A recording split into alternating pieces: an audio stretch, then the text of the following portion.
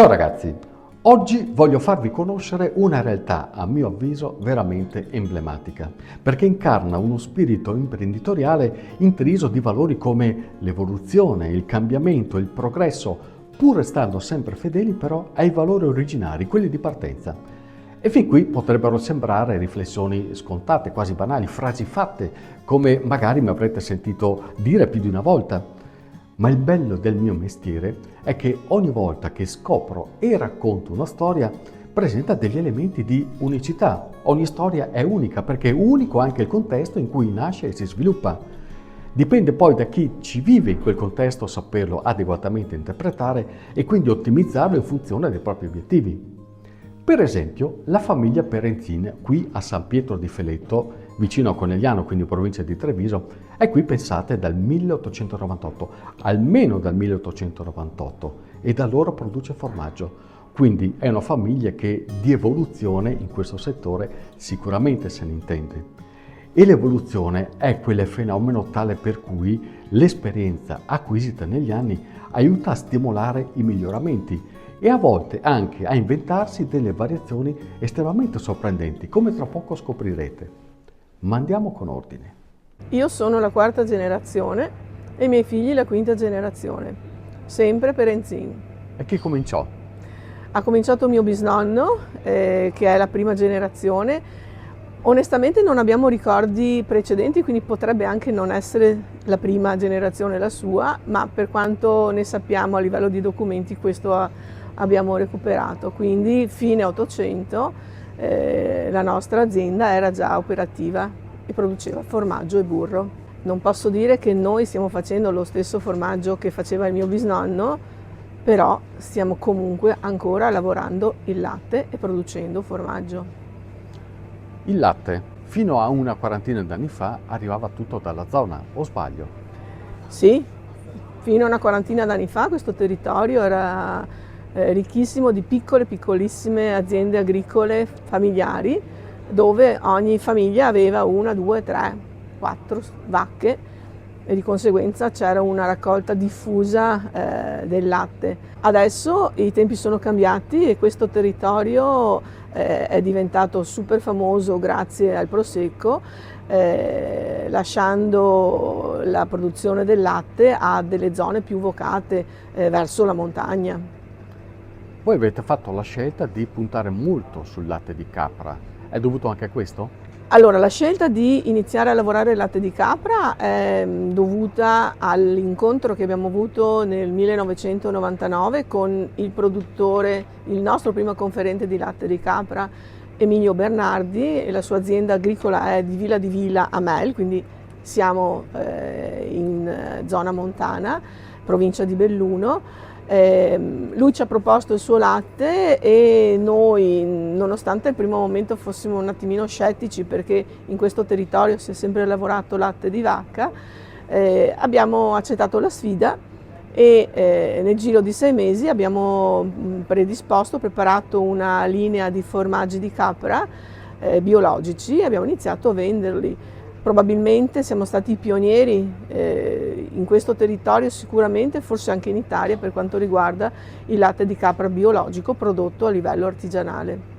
L'evoluzione di questa azienda e quindi di questa famiglia si può apprezzare anche scorrendo il lunghissimo curriculum che trovate sul sito e allora lì vi renderete conto dei tanti riconoscimenti nazionali e internazionali accumulati nel corso degli anni, ma poi scoprirete che furono tra i primi a produrre formaggio con latte biologico di vacca prima e di capra poi, e in questo specifico settore non furono veramente dei pionieri. Oggi, tra l'altro, il latte di capra rappresenta l'80% della loro materia prima di lavorazione. Nel 2011 qui nacque addirittura l'Accademia di Arte Casearia, diventata negli anni un riferimento importantissimo non soltanto per gli appassionati ma soprattutto per i professionisti del settore, ovvero i casari. E poi il PER, la bottega bar, cheese e cucina, in cui ovviamente tutto ruota intorno al formaggio, ma insieme poi anche a una miriade sterminata di riconoscimenti, tra cui spiccano ad esempio la medaglia d'oro europea per il San Pietro in cera d'Api oppure il trofeo San Lucio con il Capra Tonka Vermouth. Insomma, l'elenco è veramente lunghissimo, ma è frutto di una intraprendenza che rispecchia una concezione ben precisa di quello che potremmo definire una nuova concezione per l'appunto di marketing caseario.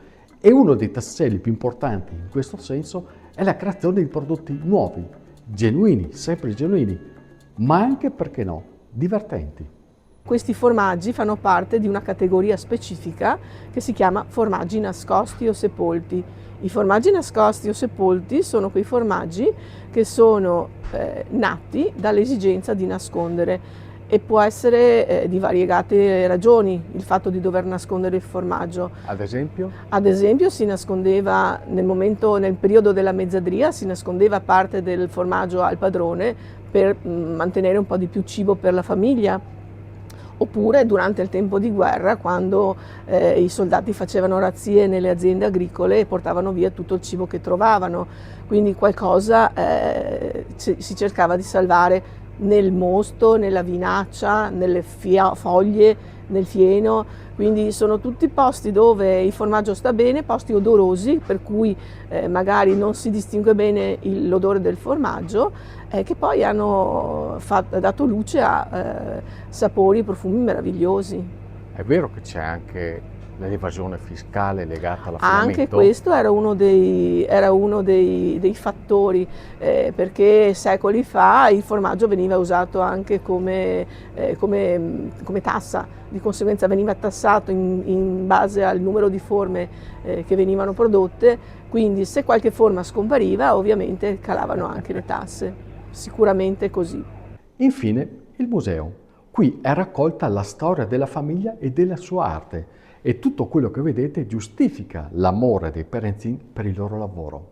I documenti, gli attrezzi antichi, le foto sbiadite sono tutti generatori di emozioni, emozioni coinvolgenti, anche se non si è parte della famiglia. Questo è il mio primo oggetto di lavoro. Questo è un recipiente dove tutte le mattine veniva riempito con il latte fresco e i signori venivano in negozio con i pentolini oppure con la bottiglia per acquistare il latte, quindi il latte sfuso. Quindi tu facevi la lattaia? Io facevo la lattaia, è il primo lavoro che ho fatto da bambina sicuramente. E che adesso rivive qui? Sì, nel nostro museo io ho riportato questo bellissimo strumento, è un ricordo molto profondo per me perché me lo ricordo come una cosa molto alta, quindi probabilmente avrò avuto 7-8 anni quando aiutavo la mia mamma in negozio. Io credo che di ricordi profondi qui dentro ce ne sia più di uno. Decisamente sì. È un museo molto piccolo, però è pieno di emozioni e di famiglia. Mi parli del nonno? Allora, abbiamo fatto una stanza appositamente allestita con degli oggetti del mio nonno Angelo. Il nonno Angelo era il papà di mio papà e ho conosciuto poco perché lui in realtà è morto nel 72 quando io ero molto piccola, però ne ho sentito tantissimo parlare e così nel mio pensiero lui è, tra le varie 5 generazioni che si stanno susseguendo, quello che mi assomiglia di più, perché era un uomo molto ambizioso, un grandissimo lavoratore, ma allo stesso tempo un uomo molto elegante.